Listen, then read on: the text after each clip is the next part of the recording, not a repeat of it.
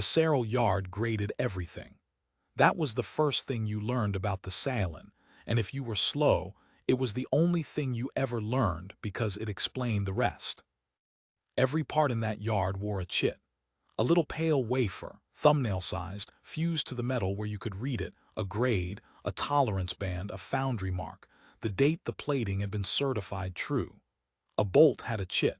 A gasket had a chit. The rail I walked to get to the cradle had a chit every 2 meters, and the Ceyllan who walked it read them the way a man reads street numbers without thinking and knew exactly where he stood. They wore their own grades too. That took me a while. A grown Ceyllan is a smooth, plated thing, taller than a man and paler like fired porcelain that somebody had the sense to make walk. Their carapace grows in over their first years, and it either grows in true, even plating, clean seams, the tolerances they worship, or it doesn't, and where it comes in true it gets a grade. First grade at the throat if you're a foreman. Second at the shoulder if you inspect. Their names are their grades. Osk of first grade ran the Ceyllan yard. Vale of second grade rated what came off the lines. You didn't meet a Ceyllan and learn their name. You read it, off the throat, same as any other part. I came in unrated, which is to say I came in as nothing, which suited me fine. My name is Sten Rourke. I fabricate hull and frame. I have done it a long time, long enough that my knees announce weather and my hands know a good weld before my eyes have caught up, and I had signed a contract to spend 1 working cycle on the Ceyllan yard fitting out a keelframe cradle the Ceyllan wanted done to a schedule their own crews couldn't hold. That was the whole reason I was there. It is always the whole reason. Somebody's perfect system is behind, and they bring in a crude one that isn't. The keel frame was the spine of a ship they hadn't built yet, a long braced armature, 40 meters of it, hung in a cradle of struts and rated braces while the rest of the hull was meant to grow around it. My job was the cradle. Fit the braces, true the frame, hold it steady and square while their fine printed sections came in around it over the following weeks. Simple work. The kind of work you can do half asleep and do better than most people do awake, because it is all margin and feel, and knowing what a load wants to do before it does it. The Ceyllan did not do margin and feel. The Ceyllan did numbers. The braces they handed me were beautiful. I'll give them that, and I'll give it to them straight, because a man who won't admit good work when he sees it has no business judging bad. Their braces came off a printer the size of a house, grown in one piece, no seams, no weld. The grain of the alloy laid down exactly along the lines of load like the veins in a leaf. Each one carried its chit, rated to a number, certified to hold that number, tested and true. You bolted them in where the plan said, and they held to their number, and the Ceyllan trusted them the way I trust morning. I bolted them in where the plan said, and then at the low corner of the cradle, where the keel frame's own weight would ride when the berth breathed and the yard's slow orbit swung the whole thing through cold and back, I did the thing that started all of it. I made a bracket by hand. The plan didn't call for it. The rated braces had that corner covered to their number, with a margin the Ceyllan considered generous, and I considered a rounding error. But I had watched the berth settle twice while I worked, felt the deck take up its slack through my boots, and I did not like how that corner was going to feel on the day something went a little wrong. Something always goes a little wrong. So I cut a length of stock, heated it, bent it over the horn of my own portable, forged the eye myself, and welded it in as a catch, a second path for the load if the first one ever wanted one. Overbuilt, ugly, twice the meat it needed and none of it pretty. I tapped the finished weld twice with a knuckle, the way I do, listened to it ring back solid and moved on. That was when Cale found me. Cale was young. You could tell because Cale had no grade. The plating hadn't come in true yet, or hadn't come in at all in places, patches of soft undershell showing at the joints, seams that hadn't set, a throat with no chit on it and nowhere to put one. The grown Ceyllan called the young ones ungraded and did not quite look at them, the way you don't look too long at a part that hasn't passed inspection, in case it fails and you have to do something about it. Cale ran errands, carried chits, and was, as far as I could tell, invisible to everyone in the yard but me, which is probably why the two of us got on. That has no rating, Cale said. Cale's voice came out of somewhere under the plating, a dry rustle like sand poured slow. No, I said. Then it does not exist. It exists, I said. It's welded to that beam. Cale considered this. The young ones could still consider things, the grown ones had it graded out of them. The log will not have it, Cale said, working it through. The inspector will come and the log will show the braces, each with its grade, and there will be a bracket in the corner that the log does not show. That is, Cale hunted for the word in my language and found the worst one available. That is untidy. It is, I agreed, but it'll hold. Cale looked at the bracket the way you'd look at a stain. Then Cale looked at it a second time longer, the way you look at a stain when you've started to suspect it's a door. Inspector Vale came the next shift, and Vale did not consider anything.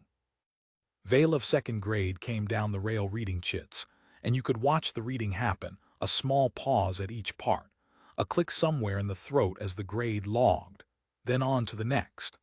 It was efficient the way a good machine is efficient, and it was pleasant to watch until it reached my corner and stopped, because there was no chit to read, and the machine did not know what to do with a thing that would not tell it what it was. Vale stood in front of the bracket for a while. Then Vale turned the pale flat of that face to me. What grade is this? It's not graded, I said. I made it. The click in the throat came, and it was a different click, shorter. I would learn that this was the Ceyllan sound for contempt, a small dry snap of the plating, like a teacup set down a little too hard. Later I heard whole rooms of them do it at once, and it sounded like a rain of fine china, and it was the closest they came to laughing. You made it, Vale said, by hand. By hand. To what tolerance? To the tolerance of it holding, I said, which it will. Vale did the teacup click again, and this time Cale, standing off to the side with a fistful of chits, went very still. The way you go still when someone insults a thing you've just started to like, and you haven't decided yet what you are. There is no such tolerance, Vale said. A part is rated or it is not a part. A weld is rated or it is a wound. You have put a wound on my frame and you are proud of it. Vale's faceplate tipped, the Ceyllan version of leaning in. I have seen this before. Your kind comes to a proper yard with your hammers and your fire and your holding, and you make things by feel, and you cannot say what they will do, only what you feel they will do, and when they fail you say the load was strange. The load is never strange. The load is a number. We know the number. We build to the number. You, the plate tipped further, almost fond, almost delighted with the specimen it had found, you build to a feeling, and you cannot even give it a name. It's called margin, I said. It is called waste, Vale said, and it will not go in my log. That's fine. It is not fine. It is untidy, but it is beneath the log, so it does not matter. Vale straightened, clicked once, dismissal, and moved off down the rail, reading chits, and the machine was pleasant to watch again the moment it got back among things that would tell it what they were. Cale watched Vale go. Then Cale came over and stood by the bracket and put one soft, ungraded finger against my ugly weld, the way you'd touch a thing you'd been told not to. Does it have a feeling? Cale asked. Your margin, does it feel like something to know what a load will do before it does it? It feels like being right most of the time, I said, and careful the rest. I have no grade, Cale said, and it came out flat, but I'd been around enough young things to hear what was under the flat. So the log does not have me either. I am untidy. I am beneath it. I tapped the weld twice with my knuckle. It rang back solid, the good ring, the one that means the metal is all one thing now and not two things pretending. You know what's not in the log, I said. This bracket. And this bracket is going to hold that whole corner up one day when the number's wrong. Beneath the log's a fine place to be, kid, if you're the thing that works. Cale didn't answer, but Cale started coming by every shift after that, carrying chits with one hand and watching me forge with the other, and when the grown ones weren't near, Cale asked questions, not about grades, about feel. What does a weld sound like when it's cold inside? Why do you leave the last pass proud instead of ground flush? What is it exactly that your hand knows that the number doesn't? I answered the way you answer a good apprentice, which is honestly which is. Mostly it knows that the number's a promise and every promise has a day it can't keep. The days went on and the yard did what the yard did. The rated braces came in true. The frame trued up square. Foreman Osk came by once a shift to read the whole cradle at a glance. A first grade could take in 40 chits in a look, log the lot, and know to the increment how close the whole assembly ran to its rated envelope. And each time Osk read my corner, hit the hole where my bracket's chit should be, and made the teacup click, a little louder than Vale's because Osk was first grade and Osk's contempt had rank. The human's wound is still on my frame, Osk said to Vale in front of me, the way they talked about me as weather, not as a man. The human declines to remove it, Vale said. The human says it holds. Everything holds until its number, Osk said. That is not a virtue, that is arithmetic. Osk turned the faceplate on me. You feel clever, I think, leaving your untidy thing where my braces already carry the load. You feel you have got away with something. You have not. You have simply put an unrated mass on a rated frame, which adds weight, which the braces now also carry to their number without complaint because they are rated and they are honest. Your bracket does nothing but hang there and cost me a gram. When the frame comes down, if it ever comes down, which it will not, because it is built to its number, your wound will come down with it, and no one will thank the wound. Probably not, I said. Osk waited for more. There wasn't any. The Ceyllan hated that I'd found they'd wind up to grade you and you just stand there ungraded, refusing to be a part, and there was nothing in their whole beautiful system for a thing that wouldn't tell them what it was. Osk clicked twice, loud, and swept off up the rail, first grade and furious about a gram. Cale was at my elbow. Cale had taken to that. He is angry, Cale observed. He's angry the bracket won't fail so he can be right about it, I said. That's a specific kind of angry. You'll meet it your whole life. When your carapace comes in, Cale said, careful, do you get a grade in your yards, on your throat? No, I said. We don't come in true, never met a man who did. We come in crooked, every one of us, and then we spend the rest of it holding anyway. I tapped the weld.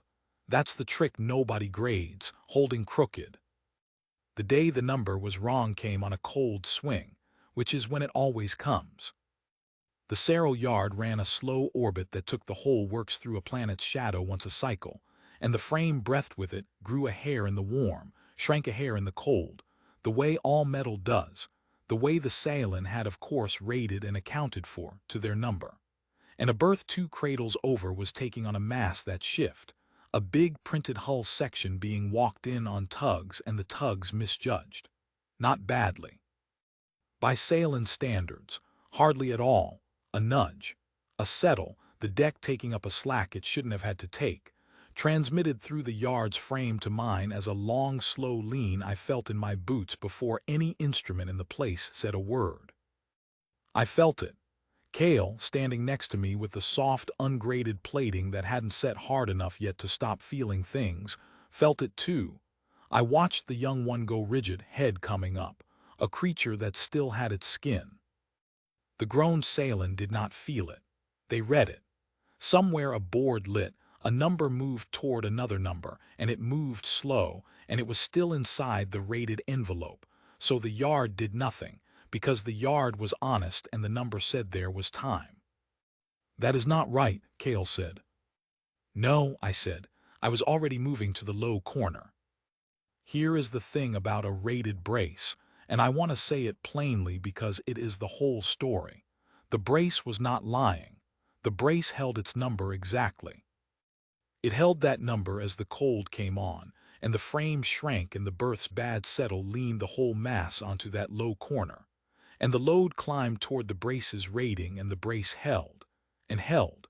And the board watched the number climb and did not panic because the number was still under the line. And the brace held right up to the line, honest as morning. And then the load touched the line, the rated number, the certified maximum, the promise, and the brace kept its promise to the last increment and not one increment more. And then it let go. It didn't fail the way bad work fails, all at once and ugly. It failed the way perfect work fails, cleanly at its number exactly as rated, having done precisely what it swore to do and nothing beyond, because there was no beyond in it. The Ceyllan don't build beyond, beyond is waste. Beyond is a feeling with no name. The brace released at its rated load and the keel frame's low corner, 40 meters of spine and all the mass leaning on it, dropped. It dropped about a hand's width, then it stopped. It stopped because there was another path for the load, an untidy one, an unrated one, a length of hand-forged stock with a hand-forged eye and an ugly proud weld that a man had put there because he didn't like how the corner was going to feel on the day something went a little wrong.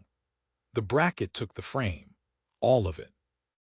It took the load the rated brace had let go, and it took the drop slap on top of that, the shock the number never accounts for. And it did not release at a number because it did not have a number. It just had meat, twice the meat it needed and none of it pretty, and it held. I heard it take the load. That's a sound. It's not a pretty sound. It's a deep single note out of the metal, the note of everything in a joint suddenly being asked at once, and then the thing you listen for, it rang back. Solid, all one thing. The good ring at 40 times the volume, and I have never in my life been so glad to hear an ugly weld sing. The board, by then, had finally lit red. The yard came apart the way efficient places come apart, which is quietly and very fast. Alarms that were mostly light and very little sound. Ceyllan pouring down the rails, reading chits as they came, trying to log a situation that had already happened. Foreman Osk arrived at the low corner at a speed I hadn't known a first grade could manage and stopped dead, face plate to the frame, reading. Osk read the failed brace first. Read its chit. The chit said it was rated to a number, and the board said the load had reached that number, and so the brace had done nothing wrong. The brace had performed exactly as certified. There was no fault in the brace, and this is true, and it is the whole trouble with a number. The brace had kept its promise. Everyone was going to die on a kept promise. Then Osk read the corner, and there was no chit to read. There was a hand's-width gap where 40 meters of frame had dropped and stopped, and there was, in the load path, holding all of it, singing under the strain, a thing the log did not have. A wound. An untidy, unrated waste of a gram that a human had declined to remove. Osk stood in front of it for a long time, longer than a first grade should ever have needed to read anything. That is carrying the frame, Osk said finally, flat, not a question. Yes, I said. The rated brace released at its number. It did, kept its word right to the edge. I said it gently. There's no call to be hard with a man watching his whole religion take a load it was never rated for. That's the thing about the edge. Everything's fine right up to it, and then it's the edge. Vale came down the rail then, reading, and reached the corner, and I watched the inspector's whole method break against it. The pause that wouldn't resolve, the click that wouldn't come, because there was nothing to log, and the thing that needed logging most in that entire yard, the single element between the crew and the dark, was a thing the system was built to pretend did not exist. It has no grade, Vale said. There was something under the flat now, the way there'd been something under Cale's flat weeks before. It is holding the frame, and it has no grade. No, I said. Then by the yard's law, Vale said slowly, working toward it the way you work toward the edge of a high place, it is not holding the frame, because it does not exist, because it is not a part, because a part is rated or it is a wound, and I do not log wounds, and so the frame is, Vale stopped, because the frame was held. Everyone could see the frame was held. It was held by the wound. The frame is held by a thing that does not exist, Vale finished, quietly, and that was the sound of a machine learning the one thing it was built never to know. Here is where the Ceyllan surprised me, and I'll give it to them straight, same as I gave them the braces. They did not deny it. A lesser system might have called the failure strange, might have blamed the load, might have said the human's mass had somehow caused the very thing it was now the only thing preventing. Osk did not do that. Osk was first grade, and a first grade's whole worth was that it read what was true and logged it, whatever it was, even when it was this. The yard's law is clear, Osk said. And Osk said it to Vale, but Osk was looking at my bracket and the teacup click did not come. There was no contempt left in the plating for it. Nothing may bear load in a certified yard without a rating. That is the law. It exists so that no crew ever hangs their life on a thing whose limit no one knows. Osk turned the faceplate on Vale. That element is bearing load. Rate it. Vale did not move. Rate it, Osk said again. Inspector, the frame hangs on it. The law requires that anything the frame hangs on carry a grade so that we know its limit so that we may build honestly around it. It has no grade. Give it one. Now. I cannot rate it, Vale said. There is no test. It was not printed to a spec. I do not know its tolerance. I do not know its number. I cannot certify a number I do not. Then find its number, Osk said. You are second grade, find it. And that is how I came to stand at the low corner of a Ceyllan keelframe, while an alien inspector, who 3 weeks earlier had called my life's work a wound, ran every instrument the Ceyllan yard owned across my ugly hand-forged bracket to find out what a human meant by margin. It took Vale a long time because Vale was honest, and an honest inspector does not guess. Vale measured the load the bracket was carrying, the whole failed number of the brace, plus the shock of the drop. Vale measured what the bracket was doing under that load, which was almost nothing. It wasn't near its edge. It hadn't started to sweat.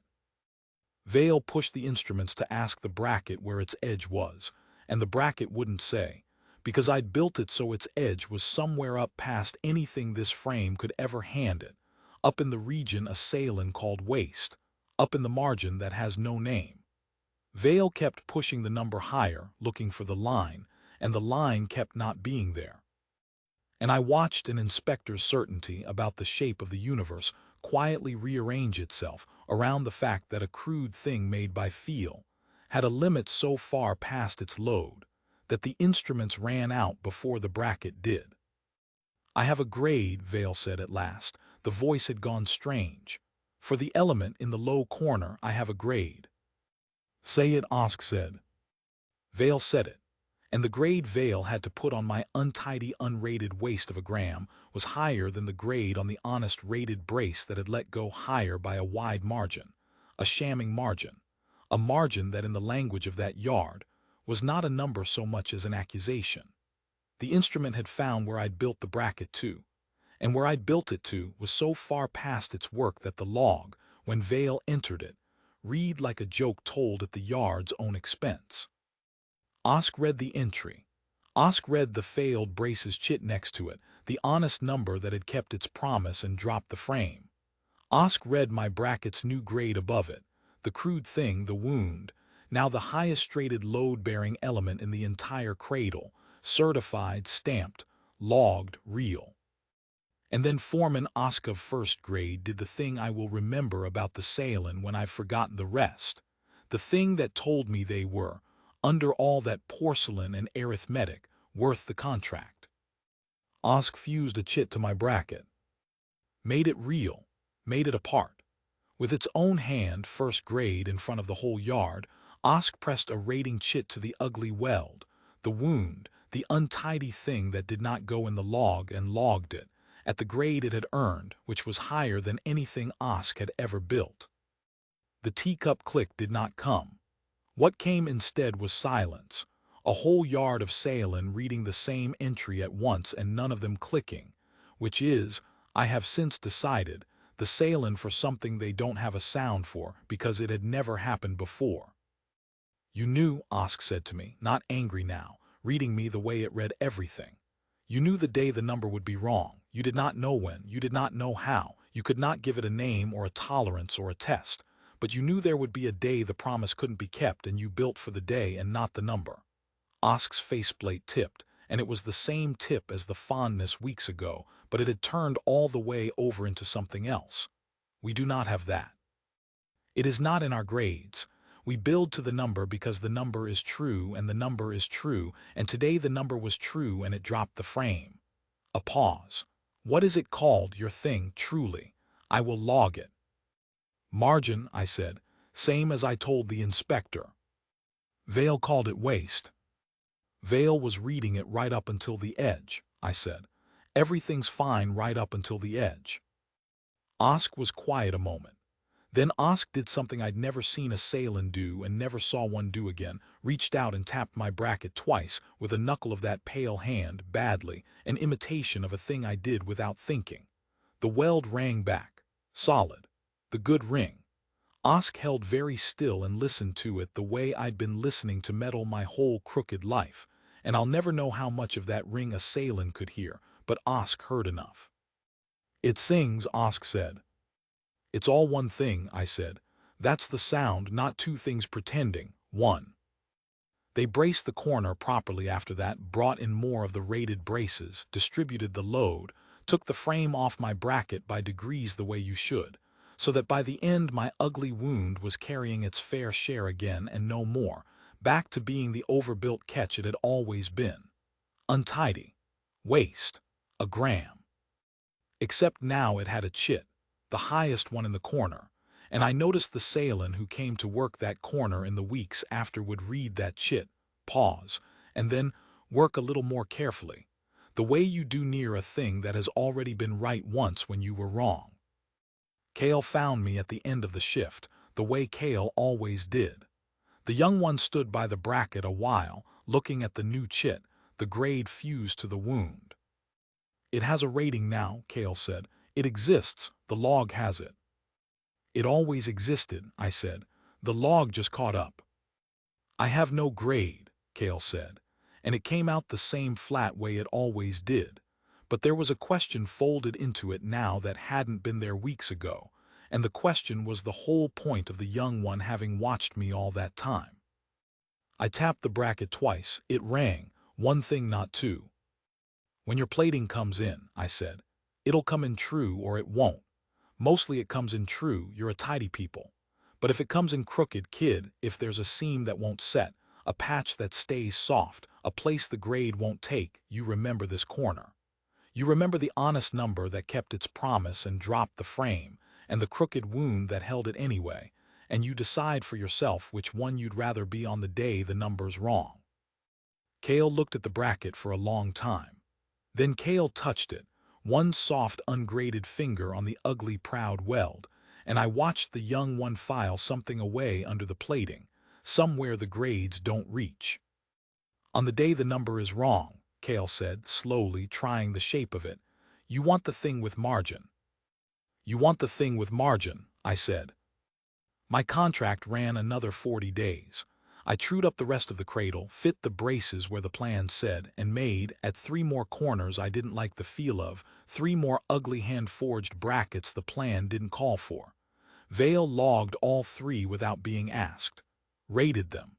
Fused the chits. Never once called them wounds. Osk came by each shift and read the whole cradle at a glance. 40 chits and 4 of mine. And the teacup click never came again. Not once. The whole rest of the job, which, from a first grade in that yard, was as close to thanks as the arithmetic allowed, and closer than I'd expected, and more than the gram was worth.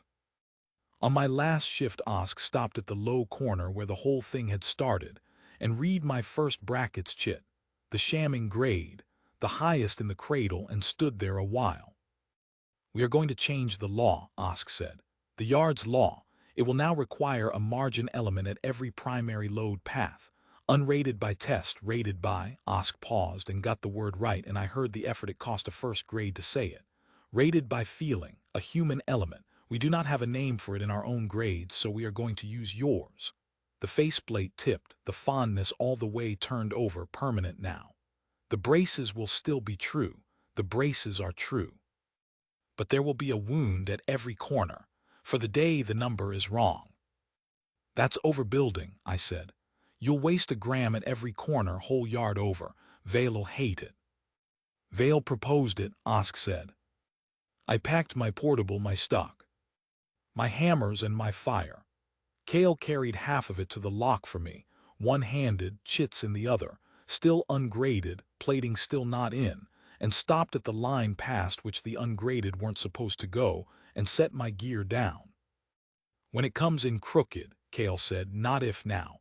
The young one had decided something. I will remember the corner. Remember the ring, I said. One thing, not two. I tapped the deck rail by the lock twice out of habit, and the rail rang back its little chit-marked note, honest and rated and true, and I thought about how it would keep its promise right up to its number and not one increment past, and how somewhere on the Ceyllan yard now, at every corner, there'd be a wound waiting for the day that number came due. I've worked a lot of yards, perfect ones and crude ones. The perfect ones are faster and cleaner, and their parts are prettier than anything I'll ever forge, and I'll tell any man that to his face, because good work is good work. But every part in that yard was rated. Rated true, certified honest, tested to a number the whole yard trusted like morning. Only mine held.